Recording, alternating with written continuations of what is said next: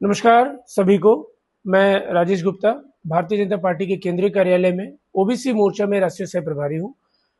मैं आप सबको आपके चैनल के माध्यम से यह बताना चाहूँगा कि बंगाल की जनता तो पहले भी जागरूक थी, लेकिन वहाँ जो अनैतिकता की सरकार थी और जो वहाँ पे साम्राज्य, उनका जो काला साम्राज्य बना हुआ था, जो भय का माहौल बना हुआ था, जिस प्रकार से टीएमसी की सरकार ने लोगों को डरा करके रखा था, ये हमने खुद महसूस किया है। जब हम वहाँ गए, हमारी पूरी टीम वहाँ गई, तो हमने महसूस किया कि किस प्रकार से वो जनता को दबा करके रखे हैं।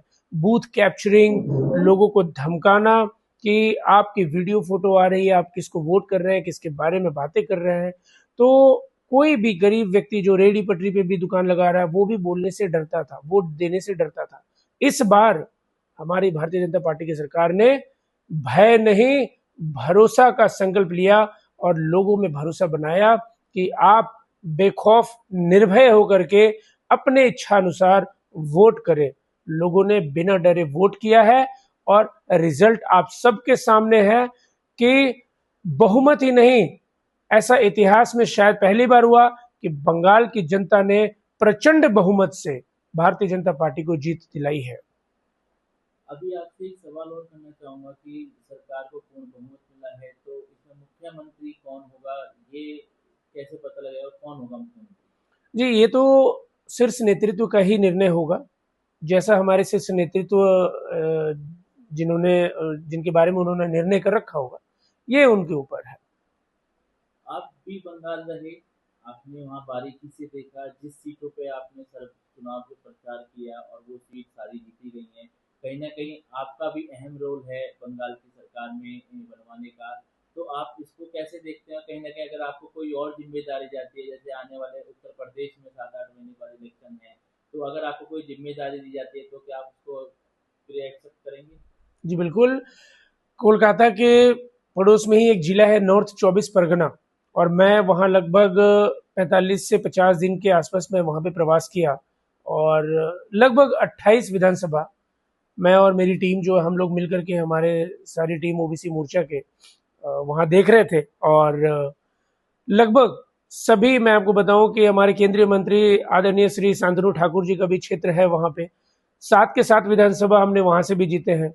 इसके अलावा जो हमारे अन्य जो विभाग है हमारे, सभी पे हमने लगभग जीत को तय किया। हम प्रचंड बहुमत से वहाँ पर जीते हैं।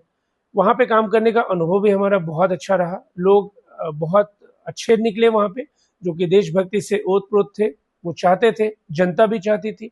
हमने घर घर जाकर के लोगों से जनसंपर्क किया। हमने पूछा उनसे कि उनकी क्या इच्छा रहती है, वो कैसे देखते हैं अपने बंगाल प्रदेश को, कैसे देखते हैं अपने देश को, कैसे देखते हैं टीएमसी को, कैसे देखते हैं बीजेपी को। उनकी इच्छा थी कि बीजेपी की सरकार आए, लेकिन उन्होंने अपने मुंह से कहा हमें दबाया जाता है, हमें डराया जाता है, हमें धमकाया जाता है। हम अपने परिवार के ध्यान रखते हैं, ख्याल रखते हैं, बच्चों का ख्याल रखते हैं, व्यापार नौकरी भी देखना है। हम डर के वजह से वोट नहीं कर पाते हैं। और टीएमसी हमेशा से 15 सालों से सरकार बनाती आ रही थी। इस बार ऐसा नहीं हुआ। इस बार लोग डरे नहीं और खुलकर उन्होंने वोट किया। नतीजा सामने है। एक आपसे लास्ट सवाल है, जैसे कि इस बार रिकॉर्ड मत वोटिंग हुई थी, ठीक है, तो 6% ज्यादा वोटिंग होने से 115 सीटों पे फर्क पड़ा और हमारी बीजेपी की सरकार वहां बनी। कहीं ना कहीं जो 115 सीटें थी, वो आपको क्या लगता है कि हर बार रिकॉर्ड ज्यादा होगा या इस बार ही इसी वोटिंग हुई है सर? नहीं, लगातार जैसे आप देख रहे हैं, भारतीय जनता पार्टी जो है लोगों में जागरूकता का काम कर रही है। जो लोग वोट नहीं कर रहे थे उन्हें भी जगाने का काम भारतीय जनता पार्टी और कार्यकर्ताओं ने मिलकर के जो किया है, उसकी वजह से लोग इतना जागे हैं कि वो सभी घर से निकल निकल करके उन्होंने वोट किया है। तो वोट की परसेंटेज जो है इसी वजह से बढ़ी है।